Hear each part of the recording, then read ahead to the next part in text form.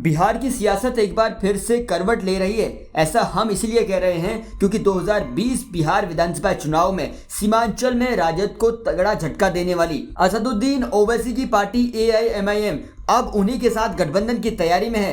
दरअसल पिछले दिनों AIMIM पार्टी के प्रदेश अध्यक्ष अख्तरुल ईमान ने मीडिया से बातचीत करते हुए इस बात की पुष्टि की है।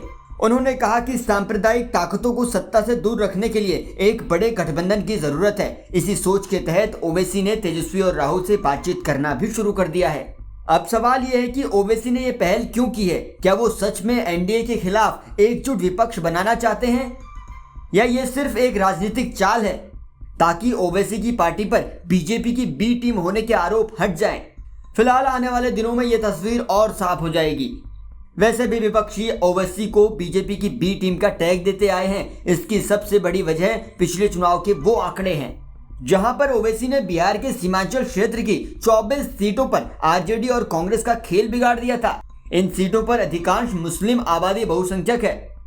2020 के विधानसभा चुनाव में ओवैसी की पार्टी ने इस क्षेत्र में 20 सीटों पर चुनाव लड़ा और 5 पर जीत दर्ज की, जिनमें अररिया, पूर्णिया, कटिहार और किशनगंज जैसे जिलों में पार्टी का अच्छा प्रभाव रहा है।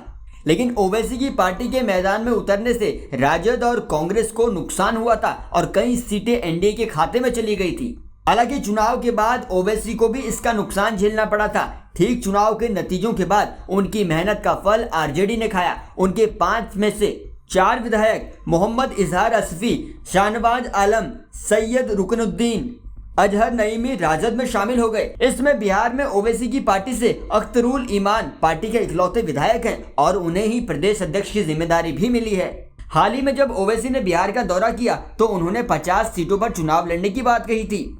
लेकिन अब अगर ओवैसी की पार्टी महागठबंधन में शामिल होती है तो उन्हें कम सीटों पर ही संतोष करना पड़ेगा और इसका खामियाजा NDA को भुगतना होगा, क्योंकि महागठबंधन के साथ ओवैसी मिलकर एक बड़ा वोट बैंक खड़ा कर सकते हैं। AIMIM ने 2020 के बिहार विधानसभा चुनाव में 20 सीटों पर चुनाव लड़ा था और 5 सीटें जीती थी। उस चुनाव में AIMIM को कुल 5,23,279 वोट मिले थे, जो कि 1.24% मतदान था।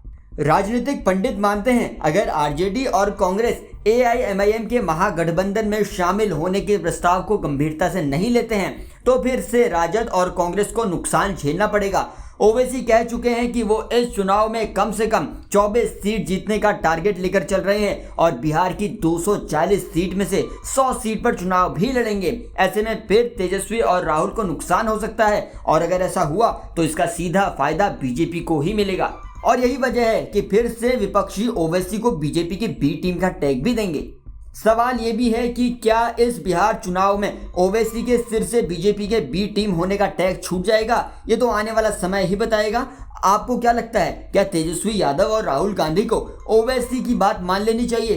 कमेंट बॉक्स में लिखकर बताइएगा। ओवैसी चाहे कुछ भी दावा करें लेकिन अंतिम फैसला राजद और कांग्रेस को ही लेना है। अगर ये गठबंधन बनता है तो बिहार की राजनीति फिजा में बड़ा बदलाव देखने को मिल सकता है।